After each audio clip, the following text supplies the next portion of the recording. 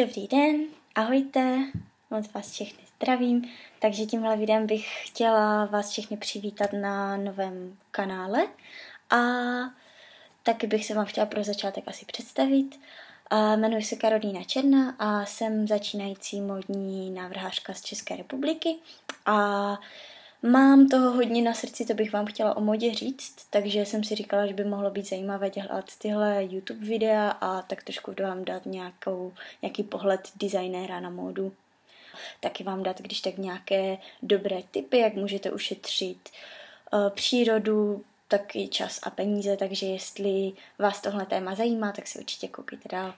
Takže jako designérka jsem hodně přemýšlela nad tím, co bych vlastně mohla přinést do tohohle světa, ve kterém je už vlastně tolik modních produktů a tolik oblečení, že jenom samotný odpad z toho tvoří ekologické katastrofy. A měla jsem dost skeptický pocit ohledně toho, jestli vůbec má moje práce smysl. Takže jsem hodně zkoumala a teď bych se chtěla vlastně s váma podělit o to, co jsem vyzkoumala a dát vám nějaké stručné tipy.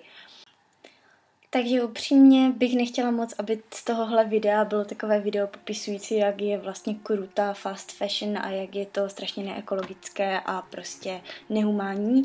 Takže kdybyste se chtěli podívat na to, jak to vlastně funguje a kdybyste moc o tom nevěděli, tak se můžete podívat na nějaké videa, které dám určitě do popisku, na nějaké dokumenty, na které dám do popisku videa odkaz. Takže jestli byste se chtěli vzdělat v tomhle ohledu, tak určitě můžete. Každopádně cíl tohohle videa není mluvit o těch negativech, ale spíš vám poskytnout ty pozitiva a to vlastně, jak se můžete chovat a jak můžete najít ty lepší varianty. Po tom všem, co jsem zjistila, jsem vytvořila takový stručný seznam toho, jak oblečení vybírat a jak se k němu chovat a vlastně takový jakoby seznam toho, jak získat jakoby to nejlepší z módy a nemít z toho jenom tu vizuální stránku, ale takový opravdu dobrý, uspokojivý vnitřní pocit taky. První bod na seznamu je rozhodně recyklace. Takže určitě recyklujte a pravděpodobně vám asi nemusím vysvětlovat, že nejlepší možností, jak ušetřit přírodu energii, je prostě znovu používání věcí. Takže darujte v oblečení, vyměňujte, nakupujte v sekáčích, přetvářejte, buďte kreativní.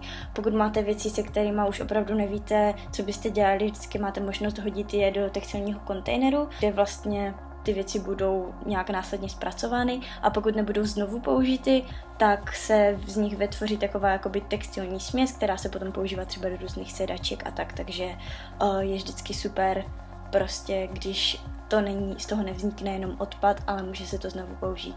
Takže rozhodně doporučuji recyklaci. Další bod je rozhodně podporování místních značek. Tenhle bod se vám bude zdát možná trošku zaujatý, ale mám k tomu naprosto objektivní důvody. Podporování místních značek a návrhářů hlavně podporujete taky sami sebe, protože podporujete ekonomiku České republiky a vlastně přispíváte tak k obecné spokojenosti vašeho státu a sousedství a všem nám tak to nějak pomůže jakoby vzkvétat, takže se nám bude všem víc dařit. I kdybyste měli na výběr třeba 2 úplně stejné trička, když si koupíte třeba tričko od českého designéra místo toho, abyste si koupili tričko v Zaře, podpoříte vlastně místní výrobu, práci designérů a taky řemeslo švadlen, místo toho, abyste podporovali otrockou práci v Zaře, která vlastně taky zamořuje životní prostředí. Než se zorientujete třeba podle té ceny, můžete si uvědomit to, že ta cena, kterou platíte za tu fast fashion, je mnohem vyšší, než vlastně jsou vůbec peníze. Další bod je určitě vyhledávejte Fairtrade produkty. O tomhle označení už jste určitě hodně slyšeli. Je to označení vlastně férového obchodu, které dbá na to, v jakých sociálních podmínkách byly dané produkty vyrobeny. Takže když si koupíte věci označené Fairtrade, můžete si být docela jistí, že lidé, kteří vyrobili vaše oblečení, byli relativně v pohodě.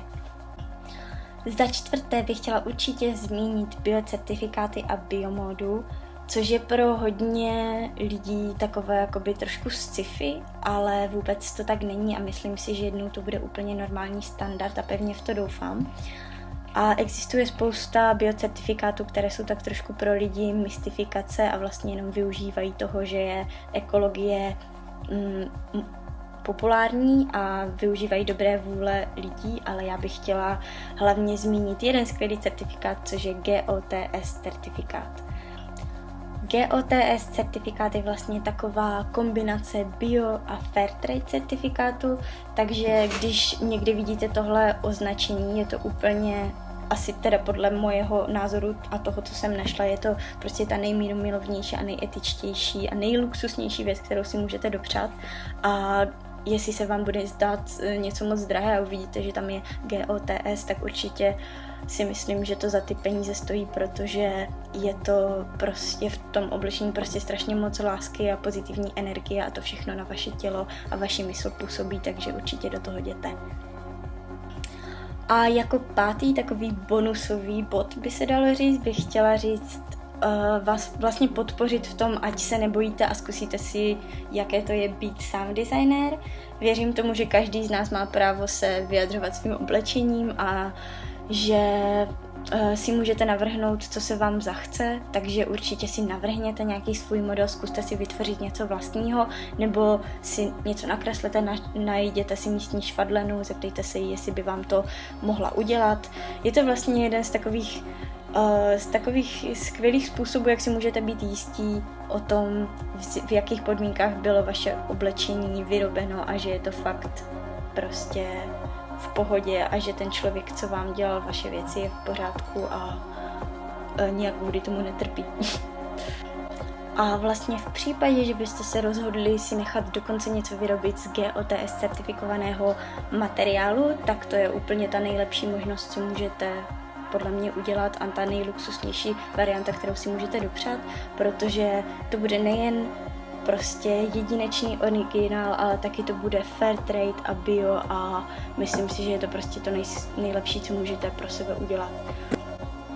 Takže doufám, že těchto 5 bodů bylo pro vás nějak tak trošku užitečných a chtěla bych vám jenom říct, že vlastně díky tomuhle přístupu můžete tak nějak jako změnit svět a možná si myslíte, že je to jenom taková jako kapka v moři, v nekonečném oceánu, ale já věřím tomu, že prostě každý si zaslouží dopřát si ten dobrý pocit z toho, co si kupujeme a co nosíme a myslím si, že těmito způsoby můžete ušetřit přírodu a hlavně vlastně svoje vlastní tělo od různých chemikálií a dopřát si pozitivní energii, kterou to oblečení sebou nese a ovlivňuje vaše tělo a vaše mysl. Takže doufám, že se vám tohle video líbilo a že byly tyhle informace užitečné a přeju vám krásný život a hlavně si ho užijte a mějte se hezky. Uvidíme se u dalšího videa. Ahoj.